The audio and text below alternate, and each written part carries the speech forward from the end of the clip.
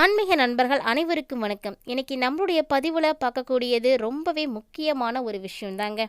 தமிழ் மாதங்களில் ஒவ்வொன்றுமே சிறப்பான மாதம் தான். அதில் குறிப்பிட்டு சொல்லணும் அப்படின்னா மாசி மாதம் ரொம்ப ரொம்ப அற்புதமான பலன்களை எல்லாம் பெற்றுக் கொடுக்கக்கூடிய மாதங்க. இந்த மாசி மாதத்தில் வரக்கூடிய மகம் நட்சத்திர நாளில் பௌர்ணமி திதியும் சேர்ந்து வந்திருப்பது இன்னும் விசேஷமான பலன்களை எல்லாம் நமக்கு பெற்றுக் கொடுக்கும். அந்த வகையில் கடன் பிரச்சனை தீரணும், நிலப்பிரச்சனைகள், கல்வியில் முன்னேற்றம் இல்லை, குழந்தை பாக்கியத்திற்காக காத்து கொண்டிருக்கக்கூடியவங்க இவங்க எல்லாருமே தவறாமல் மாசி மகம் அன்று முருகப்பெருமானை நீங்கள் வழிபாடு செய்து அவருக்காக இந்த ஒரு தீபத்தை ஏற்றி வழிபட்டீங்க அப்படின்னா கண்டிப்பாக உங்கள் பிரச்சனைகள் எல்லாம் தீரும். அப்படி முருகப்பெருமானுக்காக ஏற்றக்கூடிய அந்த முக்கியமான தீபம் என்ன, அதை எப்போ ஏற்றணும், அதை ஏற்றுவதால் என்ன மாதிரியான பலன்கள் நமக்கு கிடைக்கும் அப்படின்றத பற்றி தான் இந்த பதிவில் நம்ம தெளிவாக தெரிஞ்சுக்க போகிறோம். வீடியோக்குள்ளே போகிறதுக்கு முன்னாடி நீங்கள் இன்னும் நம்மளுடைய சேனலை சப்ஸ்கிரைப் பண்ணாமல் இருக்கீங்கன்னா மறக்காமல் சேனலை சப்ஸ்கிரைப் பண்ணிக்கோங்க. கூடவே பக்கத்தில் இருக்கிற பெல் ஐக்கானையும் கிளிக் பண்ணிக்கோங்க. அப்போ தான் நாங்கள் போடக்கூடிய வீடியோக்கள் எல்லாமே உங்களுக்கு நோட்டிஃபிகேஷனாக உடனுக்குடன் வந்தடையும், நீங்களும் பார்த்து பயன்பெறலாம். வாங்க வீடியோக்குள்ளே போகலாம். வளர்பிறை சந்திரன் வரக்கூடிய நாளை தான் நம்ம பௌர்ணமி அப்படின்னு சொல்கிறோங்க. மாதம் மகம் நட்சத்திரம் வந்தாலுமே கூட மாசி மாதத்தில் மகம் நட்சத்திரம் வருவது ரொம்ப ரொம்ப சிறப்பானது. அதைத்தான் நம்ம மாசி மகம் அப்படின்னு சொல்கிறோம். இந்த மாசி மகத்தோடு சேர்ந்து பௌர்ணமியும் வந்திருப்பது விசேஷமான பலன்களை எல்லாம் நமக்கு பெற்றுக் கொடுக்குங்க. பொதுவாகவே பிரபஞ்சத்தில் சக்திகள் நிறைந்திருக்கக்கூடிய அற்புதமான நாட்களில் ஒன்று தான் இந்த பௌர்ணமி. அப்படிப்பட்ட பௌர்ணமி தினத்தில் நமக்கு எப்பேற்பட்ட பிரச்சனைகள் இருந்தாலும் அது தீர்வதற்காக முருகப்பெருமானை நீங்கள் வழிபாடு செய்யுங்க, நல்ல பலன்களை எல்லாம் பெற முடியும். மாசி மாதம் முழுவதுமே, அதாவது 30 நாட்களுமே விசேஷமானதுன்னு சொல்லலாம். குறிப்பிட்டு பார்த்தீங்கன்னா மாசி மகம், மகா சிவராத்திரி, மாசி ஏகாதசி, மாசி பூசம் போன்றவை எல்லாமே நமக்கு பெரிய விசேஷமான நாட்கள் தாங்க. இதில் மாசி மகம், அதாவது பௌர்ணமி தினத்தில் நீங்கள் முருகப்பெருமானை வணங்கிட்டு வந்தீங்க அப்படின்னா நிலம் சம்பந்தப்பட்ட பிரச்சனைகள் எது இருந்தாலும் அது கண்டிப்பாக தீர்ந்து போகும். இதனால் மந்திர உபதேசம் செய்த முக்கியமான நாள் அப்படின்னு சொல்லுவாங்க. அதாவது தந்தைக்கு முருகப்பெருமான் உபதேசம் செய்யக்கூடிய அற்புதமான நாளுங்க. இந்த நாளில் தான் முருகப்பெருமான் அவருடைய தந்தையான சிவபெருமானுக்கு பிரணவ மந்திரத்தினுடைய அர்த்தத்தை சொல்லி இருக்கிறாரு அப்படின்னு கூட சொல்லப்படுது. ரொம்பவே விசேஷமான இந்த நாளில் நம்ம முருகப்பெருமானை எப்படி வழிபாடு செய்ய வேண்டும், அவருக்கு ஏற்றக்கூடிய முக்கியமான தீப முறை என்ன அப்படின்றது தான் இப்போ நம்ம பார்க்க போகிறோம். வீடியோ பார்த்தீங்கன்னா உங்களுக்கு ரொம்ப ரொம்ப பயனளிக்கக்கூடிய இருக்கும். சொல்லப்போனால் ரொம்பவே எளிமையான ஒரு வழிபாட்டு முறையும் கூட. அதனால் வீடியோவை எங்கேயுமே ஸ்கிப் பண்ணிடாமல் முழுமையாக பாருங்கள். மேலும் ஒரு சிலர் வீடியோவில் நிறைய சந்தேகங்கள் கேட்குறீங்க. வீடியோவை நீங்கள் முழுமையாக பார்த்தீங்க அப்படின்னாவே உங்களுக்கு எந்த ஒரு சந்தேகமுமே வராதுங்க. வீடியோவை நீங்கள் ஸ்கிப் பண்ணி பார்க்கும் பொழுது தான் நாங்கள் சொல்லக்கூடிய முக்கியமான தகவலை கூட நீங்கள் ஏதோ மிஸ் பண்ணிடுறீங்க. அதனால தான் அதையும் சந்தேகமாக கமெண்ட் பாக்ஸில் கேட்குறீங்க. ஸோ வீடியோவை எப்பவுமே ஸ்கிப் பண்ணாமல் முழுமையாக பார்த்தீங்க அப்படின்னா அதனுடைய முழு பலனையும் உங்களால் அடைய முடியும். இப்போ வாங்க இந்த அற்புதமான நாளில் முருகப்பெருமானுக்காக ஏற்றக்கூடிய தீபமுறை என்ன அப்படின்றத பார்க்கலாம். அதுக்கு முன்னாடி ஒரு சின்ன வீடியோ கிளிப்பை போய் பார்த்துட்டு வாங்க.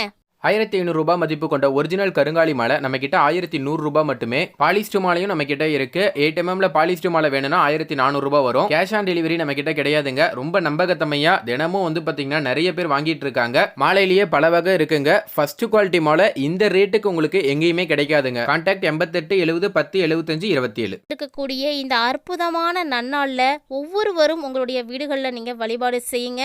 வழிபாடு செய்வதால் வாழ்க்கையில் மிகப்பெரிய உச்சத்தை கண்டிப்பாக அடைய முடியுங்க. அந்த வகையில் மாசி மகம் அப்படின்னாலே புனித நீராடுவது அப்படிங்கிறது விசேஷமானது. தவறாமல் உங்களால் புனித நீர் ஆட முடியும் அப்படின்னா கண்டிப்பாக அதையும் செய்துக்கோங்க.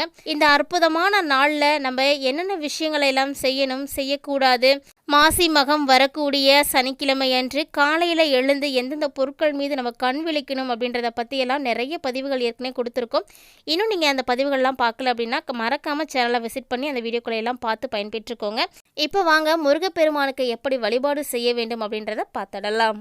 பொதுவாகவே முருகப்பெருமானுக்கு ஏற்றக்கூடிய தீபம் அப்படின்னாலே நம்ம வெற்றிலை தீபத்தை தான் சிறப்பானதாக சொல்லுவோம். ஏன்னா இந்த வெற்றிலை தீபம் கடன் பிரச்சனைகளை எல்லாம் தீர்த்து கொடுக்கும், பணப்பிரச்சனைகளை எல்லாம் தீர்த்து கொடுக்கும்.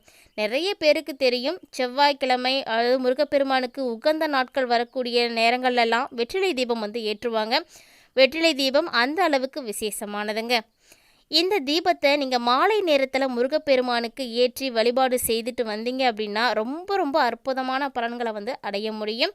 கூடவே சரவண பவ அப்படின்ற மந்திரத்தை எழுதி அதுலேயும் நீங்கள் தீபத்தை ஏற்றலாம். சரவணபவ மந்திரத்தை ஏற்றி தீபம் ஏற்றும் பொழுது உங்களுக்கு இன்னும் விசேஷமான பலன்கள் எல்லாம் கிடைக்குங்க. இந்த மந்திரத்தை எழுதி 6 அகல் விளக்குகளை எடுத்து அந்த 6 அகல் விளக்குகளிலும் நெய் ஊற்றி பஞ்சுத்திரி போட்டு நீங்கள் தீபம் ஏற்ற வேண்டும். தவறாமல் சர்க்கோண கோலம் போட்டுக்கோங்க. இந்த சர்க்கோண கோலத்தை போடும் பொழுது நீங்கள் பச்சரிசி மாவில் போட்டிங்க அப்படின்னா ரொம்ப நேரத்துக்கு அழியாமலும் இருக்கும், ரொம்பவே விசேஷமானதும் கூட. அதனால் தவறாமல் நீங்கள் சர்க்கோண கோலம் போட்டுக்கோங்க. சர்க்கோண கோலத்தை நீங்கள் தரையிலையும் போட்டுக்கலாங்க, இல்லைனா தாம்பூலம் எடுத்து அதிலும் போட்டுக்கலாம், தவறு கிடையாது. பொதுவாக செவ்வாய் பகவானை தான் நம்ம பூமிக்காரகன் அப்படின்னு சொல்லுவோம். அவருக்கு உரிய கடவுள் அப்படின்னா அது முருகப்பெருமான் தாங்க. அப்படிப்பட்ட முருகப்பெருமானை இந்த மாசி மகம் வரக்கூடிய நன்னாளில் நீங்கள் வழிபாடு செய்யும் பொழுது நிலம் சம்பந்தப்பட்ட பிரச்சனைகள் கண்டிப்பாக தீரும்.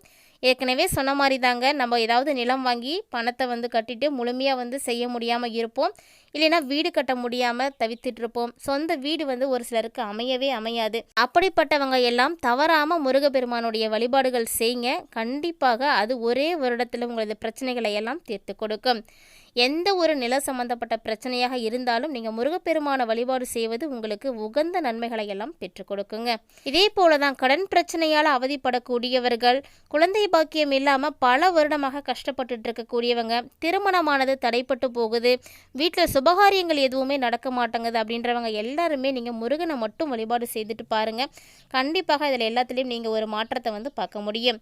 கூடவே ஓம் சரவணபவ அப்படின்ற ஒரு சக்தி வாய்ந்த மந்திரத்தை கமெண்ட் பாக்ஸில் மறக்காமல் பதிவு செய்யுங்க. அன்றைய தினம் உங்களால் சொல்ல முடிஞ்சால் எத்தனை முறை சொல்ல முடியுமோ அத்தனை முறை சொல்லுங்கள். ஒரு குறைந்தபட்சம் ஒரு 6 முறையாவது நீங்கள் சொல்லி வழிபாடு செய்வது நல்லது.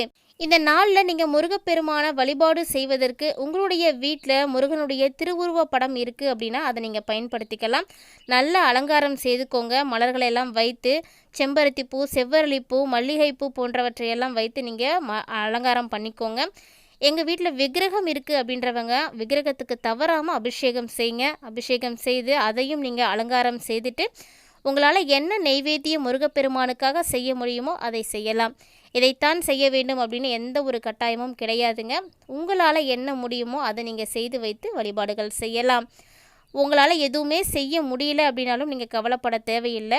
வாழைப்பழம் இருந்தால் வைங்க. வீட்டில் பால் கண்டிப்பாக இருக்கும். பால் நீங்கள் காய்ச்சி பால் கூட நெய்வேத்தியமாக வைத்துக்கலாம். கூடவே உங்களால் முடிந்தால் தாம்பூலம் வைத்து வழிபாடு செய்துக்கோங்க போதும். இப்போ இந்த ஒரு வழிபாட்டை நீங்கள் என்றைக்கு செய்யணும் அப்படின்னா 23/2/2024 அதாவது வெள்ளிக்கிழமை அன்று செய்துக்கோங்க. வெள்ளிக்கிழமை மாலை நேரத்திலே பௌர்ணமி திதியானது ஆரம்பமாகிடுதுங்க. அதனால் நீங்கள் வெள்ளிக்கிழமையை செய்துக்கலாம். ஒருவேளை வெள்ளிக்கிழமையில் நாங்கள் வேலைக்கு போயிட்டு லேட்டாக தான் வருவோம், எப்போ செய்கிறது அப்படின்னா 10:30 மணிக்குள்ளே, அதாவது நைட் டைமு 10:30க்குள்ளே நீங்கள் எப்போ வேணாலும் செய்துக்கலாம். தீப தூப ஆராதனைகள் எல்லாம் காட்டி முடிச்சுட்டு நீங்கள் நல்லபடியாக உங்கள் வழிபாட்டை முடிச்சுக்கோங்க. இப்படி ஒரு சிலரால் வீட்டில் வழிபாடு செய்யவே முடியாது அப்படின்றவங்க, எனக்கு டைமே இருக்காது அப்படின்றவங்க எல்லாமே கூட கவலைப்பட வேண்டாம். அன்றைய தினம் முருகனுடைய ஆலயங்களுக்கு சென்று ஒரே ஒரு நெய் தீபமாவது ஏற்றி வழிபட்டுட்டு போங்க. அதுவும் உங்களுக்கு நல்ல பலன்களை எல்லாம் பெற்றுக் கொடுக்கும். அதோடு மட்டும் இல்லாமல் மாசி மகம் ரொம்ப ரொம்ப அற்புதமான நாளுங்க. அதனால் தவற விடாதீங்க. மாசி மகத்தோடு பௌர்ணமியும் சேர்ந்து வரக்கூடிய அமைப்பு நமக்கு நிறைய விசேஷமான பலன்களை எல்லாம் பெற்றுக் கொடுக்கும். இந்த முறை மாசி மகமும் பௌர்ணமி திதியும் சனிக்கிழமையன்றும் இருப்பதால் நீங்கள் சனிக்கிழமையில் பெருமாள் வழிபாடு செய்துட்டு வாங்க. பெருமாளை வழிபட்டீங்க அப்படின்னாலும் நிறைய நல்ல பலன்கள் நமக்கு கிடைக்கும். இதோடு மட்டும் இல்லாமல் மாசி மகத்தன்று நீங்கள் செய்யக்கூடிய வழிபாடானது 1 வருடம் பலன்களை உங்களுக்கு பெற்றுக் கொடுக்கும். அதனால் இந்த அற்புதமான நன்னாளை தவற விட்டுறாதீங்க. வருடத்திற்கு ஒரு முறை இந்த பூஜை செய்தீங்க அப்படின்னாலே போதும். அந்த வருடம் முழுவதும் நீங்கள் அந்த பூஜை செய்த பலன்களை கண்டிப்பாக அடைய முடியும். இந்த வெற்றிலை தீபம் ஏற்றக்கூடியவங்க காலை நேரத்தில் காலையில் எழுந்ததுக்கு அப்புறமா வெற்றிலை வாடியிருக்கும் இல்லையா, அதை எடுத்து கால்படாத இடத்துல போட்டுடுங்க.